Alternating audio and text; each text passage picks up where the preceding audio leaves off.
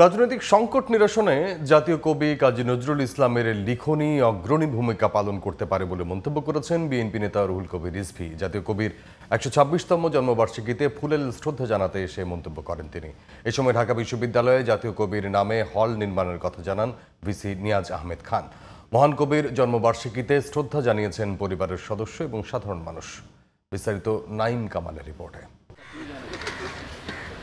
ভোর ৬টা ২০ এ চিত্র জাতীয় কবি কাজী নজরুল ইসলামের সমাধির। সারিবদ্ধভাবে দাঁড়িয়ে শ্রদ্ধা নিবেদনের প্রস্তুতি নিচ্ছেন সংস্কৃতি মন্ত্রণালয় থেকে শুরু করে ঢাকা বিশ্ববিদ্যালয় প্রশাসন। ৬টা ৩৮ প্রিয় কবির সমাধিতে ফুলেল শ্রদ্ধা জানান মন্ত্রণালয়ের কর্মকর্তারা। শ্রদ্ধা শেষে করা হয় দোয়া ও মোনাজাত। কুমিল্লায় অনুষ্ঠান থাকায় আসেননি সংস্কৃতি উপদেষ্টা মোস্তফা সরোয়ার ফারুকী। ফুল দিয়ে শ্রদ্ধা জানাতে আসেন বিএনপির জ্যেষ্ঠ যুগ্ম মহাসচিব রুহুল কবির রিজভী। সব সংকটের মতো বর্তমান রাজনৈতিক সংকট নিরসনেও নজরুলের রচনা ভূমিকা রাখবে বলে মত তার। এ সময় নির্বাচন প্রসঙ্গেও কথা বলেন তিনি।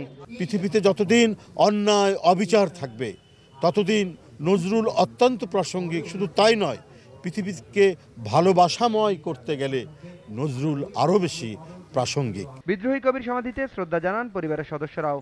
স্মৃতিচারণ করেন প্রিয় কবির। আজকে কাজী নজরুল ইসলাম যা দিয়ে গেছেন বাঙালিকে, বাংলা জাতিকে, বাঙালি জাতিকে, এটা অনস্বীকার্য। তিনি শিখিয়ে গেছেন যে সব সময় সত্যের পথে থাকবো, অন্যায় অত্যাচারের বিরুদ্ধে কথা বলবো, রুখে দাঁড়াবো। এর আগে সকাল ৬টা ৪৫ ফুলের শ্রদ্ধা জানায় কবি নজরুল ইনস্টিটিউট। এরপর শ্রদ্ধা জানায় ঢাকা বিশ্ববিদ্যালয় প্রশাসন। পরে সাংবাদিকদের সঙ্গে কথা বলেন উপাচার্য ডক্টর নিয়াজ আহমেদ খান। আমাদের জাতীয় কবির স্মৃতিতে এবং তার অবদানের স্বীকৃতিস্বরূপ একটি হল নামকরণের ব্যাপারটি আমরা খুব আন্তরিকভাবে এটি বিবেচনায় রেখেছি। জাতীয় কবির জন্মবার্ষিকীতে শ্রদ্ধা জানান সর্বস্তরের মানুষ। নানা দাবি তুলে ধরে কবির জন্মদিনে চান রাষ্ট্রীয় ছুটি ঘোষণা। নজরুলের জন্ম জয়ন্তী এবং নজরুলের যে মৃত্যুবার্ষিকী, এগুলি আসলে সরকারিভাবে রাষ্ট্রীয় ছুটির একটা ব্যবস্থা করাটা উচিত আমার যেটা মনে হয়। কবি নজরুলের জীবনটাই ছিল বৈষম্যের বিরুদ্ধে, অবিচারের বিরুদ্ধে, অন্যায়ের বিরুদ্ধে। যেখানে প্রতিবাদ সেখানেই নজরুল। বাংলা সাহিত্যের আকাশে দীপ্তিমান তারা, এক অনন্য প্রতিভা যিনি ছিলেন একাধারে কবি, গায়ক, সুরকার, সাহিত্যিক, সাংবাদিক এবং সৈনিক। তিনি প্রিয় কবি, জাতীয় কবি কাজী নজরুল ইসলাম।